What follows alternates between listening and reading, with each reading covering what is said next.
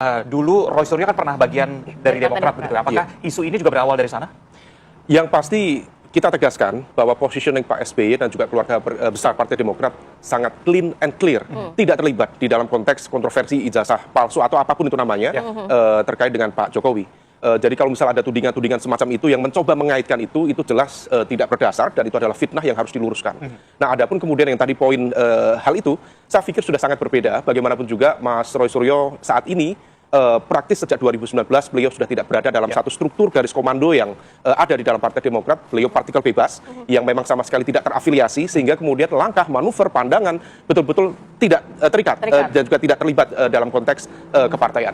Nah, maka di level ini apa yang menjadi concern dari Pak SBY betul-betul mencoba jangan sampai kemudian peredaran disinformasi yang merebak di media sosial karena seringkali kecepatan disinformasi itu jauh melebihi fakta sehingga kemudian daya rusaknya itu tidak mudah dikontrol ketika kemudian kita menyampaikan klarifikasi.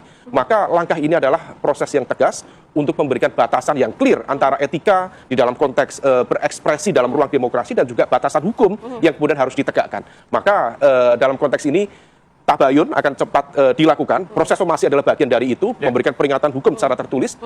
Sekaligus juga kalau misal kemudian ada yang mau mengklarifikasi atau bahkan meminta maaf, silahkan. Tetapi kalau misal kemudian memang tidak ada langkah lebih lanjut, proses hukum selanjutnya akan bisa ditempuh ke depan. Jadi memang proses hukum seperti somasi sudah dilayangkan ke beberapa pihak, khususnya akun media sosial membahas mengenai ini ya. Mas Umam, tapi kalau kita melihat kan juga sempat ada lontaran, yakni dari fraksi Partai Demokrat sendiri saat di Senayan begitu. Kenapa akhirnya menyinggung mengenai kasus ijazah Jokowi? Saya pikir itu bukan satu statement yang memang diarahkan secara spesifik terkait itu. Kita, masyarakat politik Indonesia, selama praktis 1 tahun terakhir, ini risetnya Mas Adi, kita itu cukup banyak, hampir setiap momentum dihadapkan pada narasi dan juga pemberitaan ini. Dan itu bergulir, dia menciptakan snowball effect. Sehingga kemudian pembicaraan apapun, terutama dalam konteks rapat di Senayan itu, memang bicara tentang spesifik terkait dengan konteks administratif di dunia pendidikan.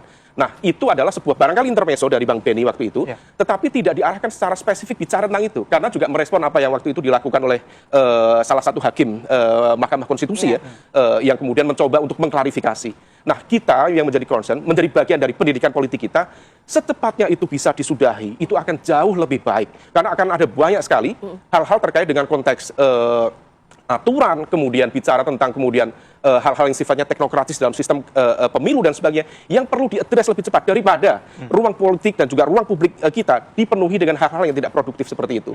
Maka kita dari Partai Demokrat sendiri sangat concern supaya kontroversi, perdebatan yang tidak produktif segera kemudian bisa dihentikan. Dan dalam konteks ini, positioning dari Partai Demokrat dan Pak SBY clear and clean and clear. Tidak terlibat sama sekali dan tidak ada sangkut pautnya terkait dengan hal itu.